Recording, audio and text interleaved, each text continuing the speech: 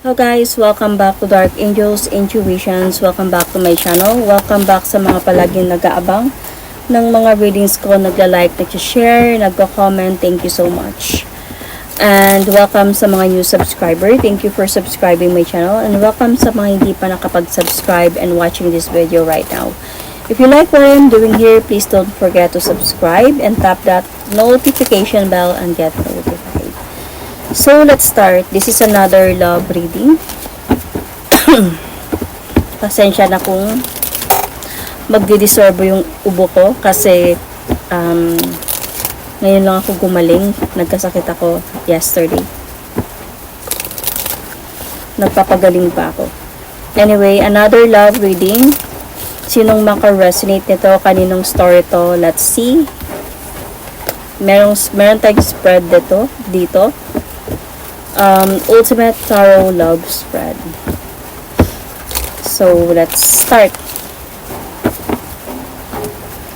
Ultimate Tarot Love Spread. So, kung may naririnig kayong ingay, ulan yun. Kasi umuulan ngayon dito sa amin. Ultimate Tarot Love Spread. Kaninong story to? Sinong maka-resonate na to?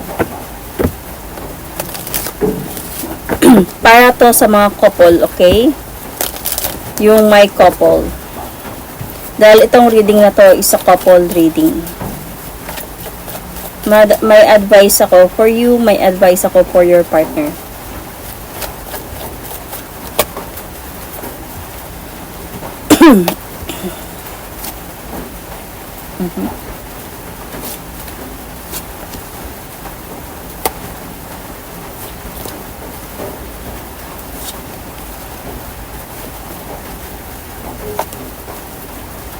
Okay.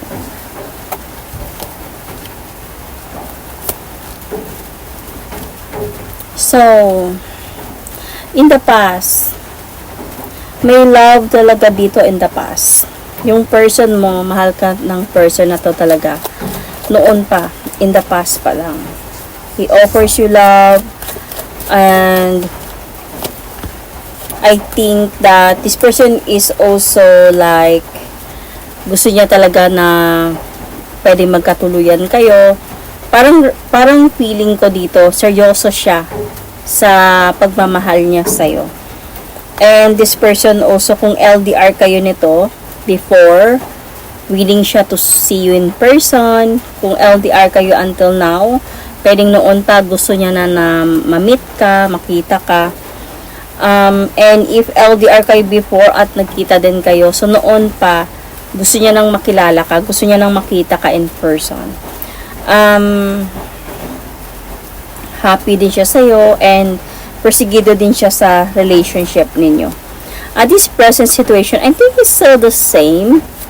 But then, may mga problem lang kayong pinagdadaanan. Even dito sa past pa naman, meron na kayong mga conflict dito. May mga problem na dito eh. May mga unsureness na. Kung LDR man to, hindi sure kung magkikita, pero willing siya. Pwede din kung naging LDR kayo before and nagkita na kayo, noon, ganun din yung nararamdaman niya. Hindi siya sure, pero willing siya until sa nagkita kayo. So, at this present situation,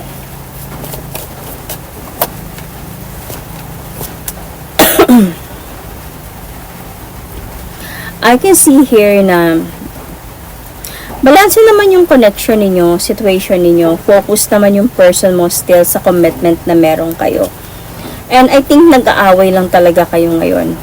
Feeling ko kasi, may mga, parang may commitment na kayo eh. Seryoso na yung relasyon ninyo. And may pagtatalo lang, may mga problems lang kayo na mabigat talaga, na mga pinagdadaanan. Pero yung, I think hindi to about sa relationship ninyo. Feeling ko, pwedeng sa personalities ninyo, pwedeng sa money, pwedeng sa mga plans or anything, but not about your relationship. yung feeling mo dito, parang napapa-challenge ka sa relationship na to. Parang feeling mo, kailangan ko pang ipaglaban yung sarili ko, yung right ko ba, or something, sa connection na to, sa relationship na to. But your person naman, yung feeling niya dito is, I feel like, nagkakaroon sa akin ng mga realizations, awakening, siguro sa mga bagay-bagay na nangyayari sa inyo. And, I can see here, na yung positive dito sa connection na meron kayo is, you're still together. You're still together, and, nandyan pa talaga yung pagmamahal. Hindi nawawala yun. There is still a possibility na may balik pa yung harmony ng pagmamahalan ninyo. Yun yung positive dito. Yung negative lang is, I think, yung relationship ninyo is nagiging cold and empty, dahan-dahan. So, parang hindi ata kayo nagkakaintindihan, hindi kayo nagkakaunawaan, or I think through your personalities, hindi kayo nagkakaintindihan. So, kaya nagiging cold and empty yung relationship ninyo, at hindi ito maganda. Baka kulang kayo sa communication, baka masyado kayong ma-pride and ego. Syempre, pag ma-pride and ego kayo both, walang magpakumbaba, lalong gugulo yung sitwasyon, 'di ba? So, feeling ko ganun din yung nangyayari. Because I can see Aquarius sign here, I can see Sagittarius. So, itong mga to, may mga ugali talaga tong mga to. So, yun yung negative doon. Pero yung positive is may chance pang maayos to. In a way. Nandyan pa kasi yung pagmamahalan ninyong dalawa. So, ano yung hope mo dito? That you're hoping this person will going to move forward, magkaroon siya ng confident na magpakumbaba sa kung anong kasalanan niya, aaminin niya. Ang problema kasi sa kanya, may fire energy siya. Ibig sabihin, may fire siya na ugali. Ibig sabihin, pwedeng fire sign siya, Aries, Sagittarius, Leo, or may fire sign sa kanyang placements. So, ito kasi sila, ano to sila may mga, sabihin natin na, may pride and ego. So, hindi sila basta-basta mag-sorry ng agad-agad. So, minsan, pag mainit ulo nila, mainit talaga ulo nila. So, mahirap silang kausapin in a way. So, may ugali siya. And gusto mo na you are hoping na sana magpakumbaba din siya sa kasalanan niya. Mag-sorry siya man lang, makiusap siya or anything like that. But your fear here is, paano kung aabot na kami sa point of maghihiwalay na kami? Kasi nga, 'di ba, yung negative dito is cold na yung connection ninyo. And hindi na kayo nagkakaintindihan. So, paano kung maghiwalay na kami? Siyempre, may fear ka din kasi mahal mo tong person na to And feeling ko wala naman kayong issue about woman, about cheating. It's just that hindi lang talaga kayo nagkakaunawaan. May difference kayo sa ugali. So, your aim here talaga is this person, gusto mo siya na. You want this person to offer you new beginning. You want this person na, kumbaga ikaw yung pipiliin niya panghabang buhay. To marry you, to have a family with you, mga ganong mga bagay. Gusto mo talaga na siya na yung taong makasama mo habang buhay. Kahit ganito pa man yung mga nangyayari sa inyo yung dalawa. Kahit hindi kayo nagkakaunawaan sa ugali. May mga ganun naman kasi, 'di ba? So, what you need to avoid here, I think this is for your person. So, what you need to avoid here is, I think, wag siyang magplano nang hindi niya naman tinutupad. So, I can see Aries sign here. So, still fire sign pa din yun. So, wag siya magplano, yung parang minsan excited siya talaga sa plano niya, tapos nag-aantay ka sa kung kailan niya tuparin yung plano. Tapos, darating na lang yung panahon or araw na, bahala na kung anong mangyari. Parang, hindi mo na nararamdaman yung excitement na naramdaman niya nung nagplano siya. Eh, ang ganda ng pinag-usapan nyo, tapos biglang, bala na kung anong mangyari. Tignan na lang natin. So, parang syempre, sino ba naman hindi mabad trip yun doon, diba? So, ito yung i-avoid niya. Huwag siya magplano ng sure kung hindi naman niya kayang tuparin pala. Ay, wait lang. Dami. So, let's see. Why this? Bakit? What about this?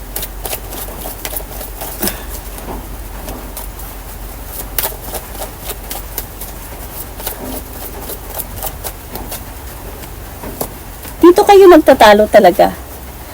Dito kayo nag-aaway. Kasi yun lang parang nangangako. Tapos wala namang ginagawa. Nangangako lang. Kaya dito kayo nagkakagulo, nag-aaway, and dahan-dahan na nga nakakapagod na din to. And feeling ko isa dito yung pangako niya is yung pakasalan ka, pwedeng yun. Might be something na or about travel, might be may mga decisions about decisions in life, could also be that willing siya to move forward towards with you, ano man to. So, but well, nothing's happened. And then, if siguro mag-ask ka sa kanya, and as a point siya ng bahala na kung anong mangyari. Bahala na, tignan na lang natin, mangyari kung mangyayari. Parang ganun. So, wala nang excitement sa part niya. So, parang, syempre, may mga tao medyo, bakit ganyan? Bakit nagbago siya? Bakit hindi na tinutupad yung pangako niya? Parang ganyan. So, etong person na to, honestly, mahal ka ng person na to. Might be part, siguro lang talaga to ng personality niya. Kasi feeling ko, may Aries side to. Kasi yung mga Aries kasi very impulsive.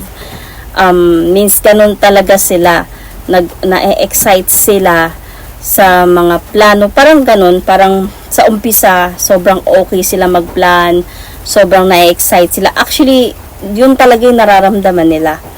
Pero kalaunan kasi, nag-iiba na naman yung gusto nila, nag-iiba na naman yung plano nila sa buhay. So, parang yung mga plano ninyo, minsan nakakalimutan niya na tuparin, kasama ka, dahil iba na naman yung gustong mangyari nila. So,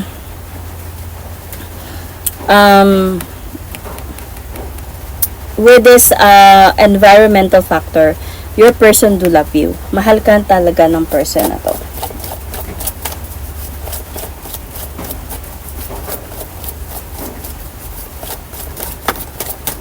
Ang dami.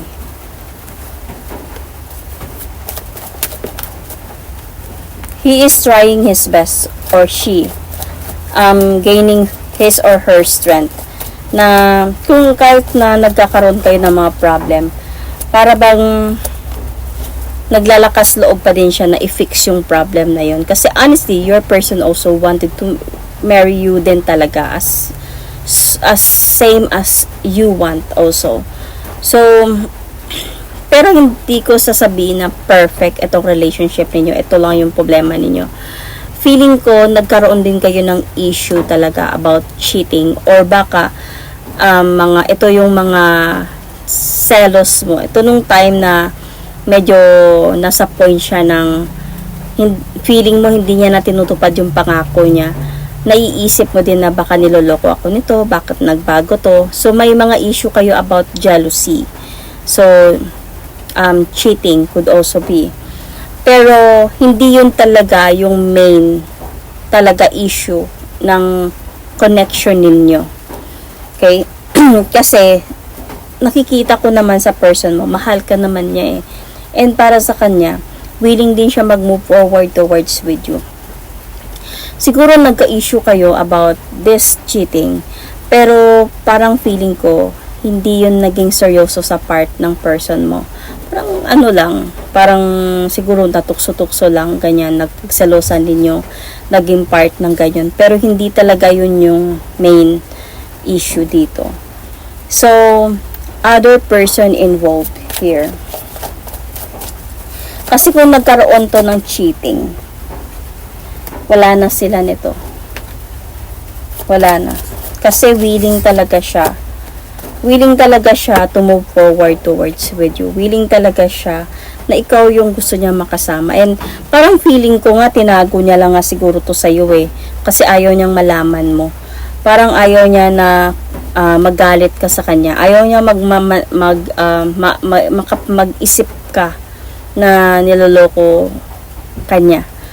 And as a point din siya ng parang hindi niya kaya isipin na iwan ka kasi namimiss ka niya agad. Mahal ka kasi ng person na to.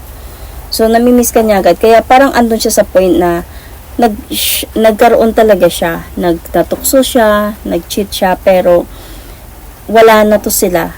Tinanggal niya to sa buhay niya agad kasi para sa kanya, mas importante ka. Mas priority ka niya kaysa kung sino man.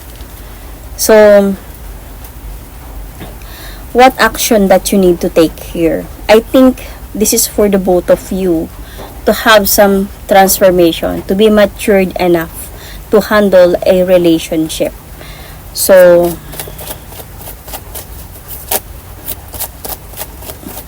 let's clarify this.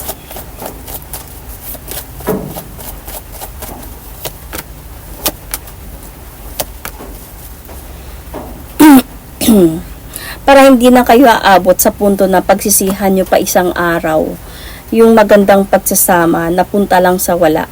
So, you really need to be matured enough to handle a relationship. As a point na matuto din kayo sa mga lessons ninyo. Matuto kayo, might be your person need to learn from you, you need to learn from him, and you both need to learn from your relationship, from your connection.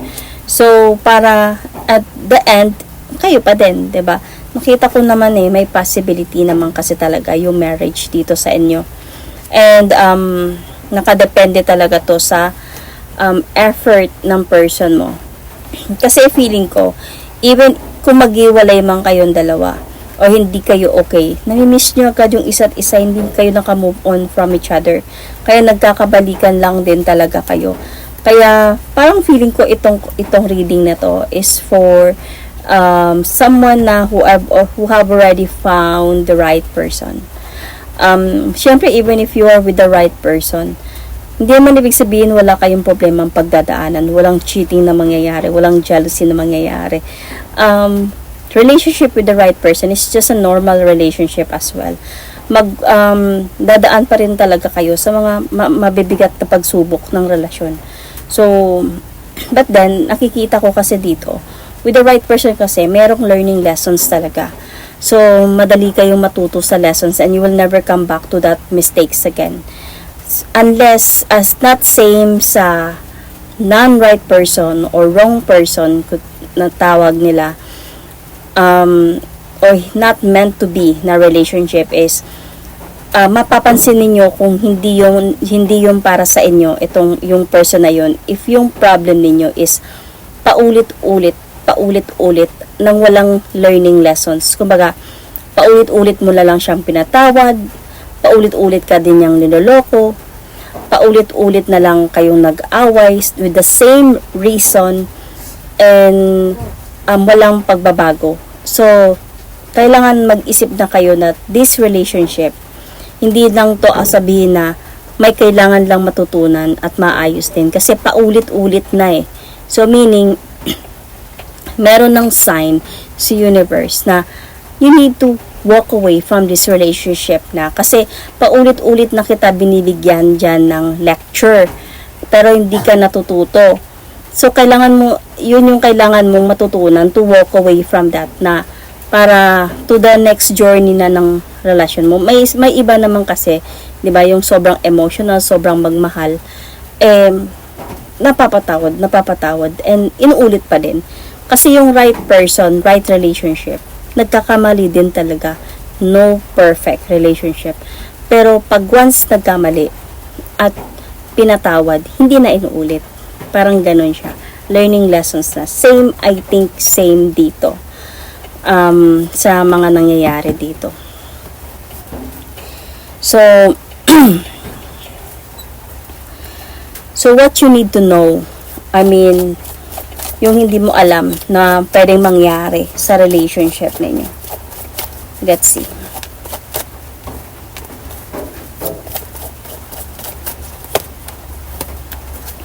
Okay. May mga pagsubok pa talaga kayong pagdadaanan ng person na to. I think, yung ugali talaga ang feeling ko na medyo kailangan yung i-lesser. Kailangan yung intindihin or kailangan marunong kayo magbalanse ng pare-pareho ninyong ugali. Dahil kung hindi, ito yung pwedeng magdadala sa inyo sa, kumbaga, babagsak, sa pagbagsak ng relasyon ninyo. Kasi nandito yung mga harshful na salita eh. Kumbaga pag nag-aaway kayo, masasakit yung mga nabibitawan ninyo. And then, medyo one of you could also be very emotional mas madaling, kumbaga, hindi madaling makalimot sa mga sinasabi. Yun yung magkakaroon nga kayo ng parang magiging cold and empty yung pagsasama ninyo dahil hindi nakakalimot sa mga masasakit na salita na bibitawan every time na nag-aaway. So, yun yung kailangan talaga ninyong ayusin. Kasi kung hindi, there is a possibility kasi talaga dito na aabot talaga kayo sa point na one of you will going to walk away. Might be feeling ko magpahinga lang. Magkaroon ng peace of mind. So, hindi mag-uusap. May pwedeng mangyaring ganon. Hindi mag-uusap. And parang nakikita ko hindi naman siya hindi din naman siya sabihin na tatagal. Kasi alam mo sa reading na to kung sino man maka-resonate nito, pwedeng mangyayari to sa inyo, pero magkakabalikan pa rin kayo at mag-uusap pa rin kayo ulit. Kasi nga sabi ko, maybe this relationship is really meant to be. So,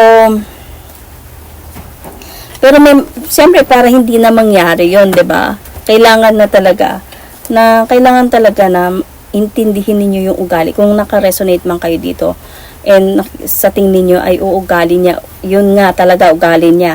And hindi niya din ako naiintindihan. So, wag niyong i-tolerate yung mga ugali ninyo. Sometimes, kailangan niyo din na mag-usap para sabihin na kung ganito ako, dapat intindihin mo ako ha, kung ganito ako. Intindihin din kita kung ganyan ka. Pero kung minsan hindi talaga natin napipigilan, hindi natin nakokontrol yung emosyon, yung ugali, yung galit, intindihin mo na lang talaga ako. Okay lang, maintindihan ko yun. Parang kailangan nyo mag-usap. Kasi, totoo naman yan ako sa partner ko. Ganun din talaga ako. Sinasabi ko siya, may ugali talaga akong ganito, kailangan intindihin mo ako. So, para at least alam niya kung ano yung ma-expect niya sa ugali mo, 'di ba? Open kayo sa isa't isa. So, the outcome of this reading could also be like there is a possibility of making decisions here. Let's see. The outcome of your relationship.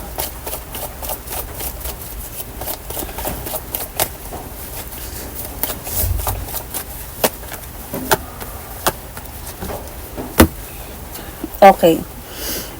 So, there is a possibility here na ikaw, okay, you were going to try to push this person away from you in the future. Siguro may mga issue kayo in the future na magagalit ka sa kanya and you're going to push this person away. But I can see here sa person mo itong decision na to.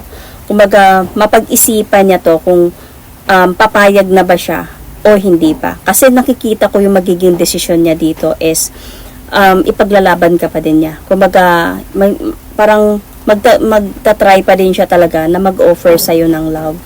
And na maibalik yung dati, yung happiness ninyo, ayusin yung mga dapat ayusin sa inyo. So, darating kasi yung araw, feeling ko ikaw, kumbaga nakikita ko, ikaw yung magde-decide na parang gusto ko na lang mag-single, gusto ko na lang mapag-isa, gusto ko na mag-move on, kaya hindi ko na kaya yung ugali. Aris card. Hindi ko na kaya yung, kali mo, hindi kita naintindihan, mahirap kang intindihin, masyado kang ganyan, masyado kang ganito. And baka ikaw yung aayaw, ikaw yung, you will not going to accept his offer to come back to you. But then I can still see here, because nga nakikita ko dito that whatever whatever will happen, still magkakaroon pa rin talaga kayo ng second chance, third chance, mag-uusap, magkakabalikan pa rin talaga kayong dalawa.